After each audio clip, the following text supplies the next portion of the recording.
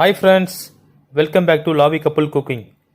Today நம்ம பார்க்க போகிற டிஷ் கற்பூரவள்ளி தெரியும் நினைக்கிறேன் உங்களுக்கு எல்லாருக்கும். அந்த கற்பூரவள்ளி இலையை வச்சு நான் இன்னைக்கு ஒரு சட்னி பண்ண போகிறேன். இப்போ பார்த்தீங்கன்னா கற்பூரவள்ளியில் அவ்வளோ பெனிஃபிட்ஸ் இருக்குது. இப்போ நிறைய பேருக்கு இரும்பல், சளி, இந்த தொண்டையில் புண்ணு வருது, ஆஸ்துமா, மூச்சு திணறல், இந்த காலகட்டத்துக்கு நம்ம கண்டிப்பாக கற்பூரவள்ளியை எடுத்தால் ரொம்ப நல்லது. வீக்லி 2 times எடுத்தால் இன்னும் ரொம்ப நல்லது. ஸோ அது மாதிரி எடுத்து சாப்பிட முடியாதவங்க இப்போ இலையை அப்படியே சாப்பிட்றாங்கன்னா அவங்களால சாப்பிட முடியாது. ஸோ இந்த மாதிரி ஒரு சட்னி ஒன்று ரெடி பண்ணி அதை இட்லியோ தோசையோ நம்ம மார்னிங் பிரேக்ஃபாஸ்ட் எடுத்தால் ரொம்ப நல்லது. வாங்க இந்த சட்னியை எப்படி பண்ணுறதுன்னு பார்க்கலாம். அதுக்கு முன்னாடி நம்ம சேனலை சப்ஸ்கிரைப் பண்ணாதுங்க, பண்ணிவிடுங்க.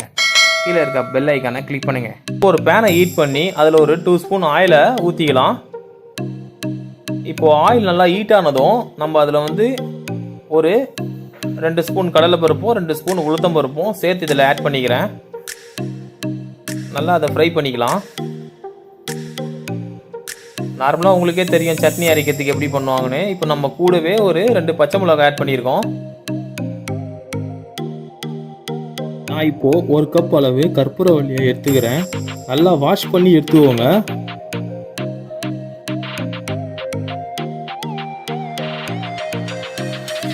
நல்லா வாஷ் பண்ணிவிட்டு இதில் போட்டு அதையும் சேர்த்து நல்லா வதக்கிடலாம். இது ஆயிலில் நல்லா வதங்க, உங்களுக்கு டேஸ்ட் நல்லா கிடைக்கும்.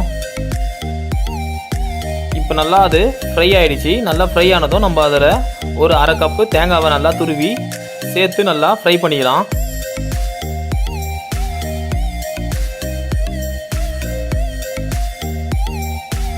நல்லா ஃப்ரை பண்ணிவிட்டு கப்பில் ஃபுல்லாக கருவேப்பிலை எடுத்து நல்லா ஃப்ரை பண்ணிக்கலாம்.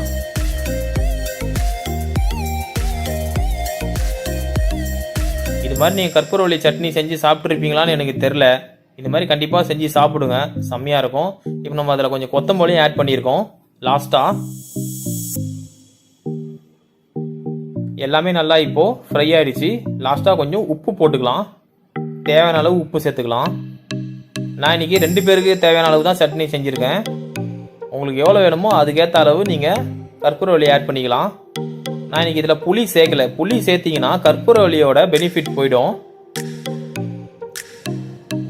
இப்போ பார்த்தீங்கன்னா நம்ம சட்னியை தாளிக்க போகிறோம். அதுக்கு ஒரு பேனில் 2 ஸ்பூன் ஆயிலை ஊற்றிட்டு கொஞ்சம் கடுகு, உளுத்தம்பருப்பு போட்டு தாளிச்சிக்கலாம். இன்னும் கொஞ்சம் நல்லாயிருக்கும். தாளிச்சா சட்னி ஃப்ளேவராக நல்லாயிருக்கும்.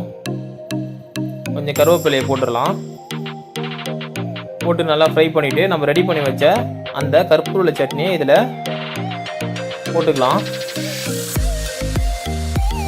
வாவ், சட்னி சூப்பராக ரெடி ஆயிடுச்சு. போட்டு பார்க்கலாம் எப்படி இருக்குன்னு. இல்லை, நான் சாப்பிட போகிறேன்.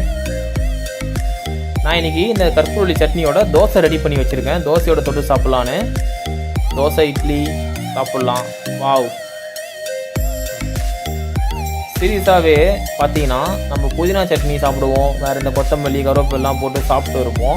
ஆனால் இந்த மாதிரி கற்பூரவள்ளி சேர்த்து ஆட் பண்ணி சாப்பிடும்போது ஒரு தனியாக ஒரு வேற மாதிரியான ஒரு டேஸ்ட் ஒன்று நம்மளுக்கு கிடைக்குது. நீங்களும் கண்டிப்பாக இதே மாதிரி சாப்பிட்டு பாருங்கள். இந்த கற்பூரவள்ளி சட்னி உங்களுக்கு பிடிச்சிருந்துன்னா லைக் பண்ணுங்கள், கமெண்ட் பண்ணுங்கள், ஷேர் பண்ணுங்கள், சப்ஸ்கிரைப் பண்ணுங்கள், கீழே உள்ள பெல் ஐக்கானை கிளிக் பண்ணுங்கள். Tata, bye bye.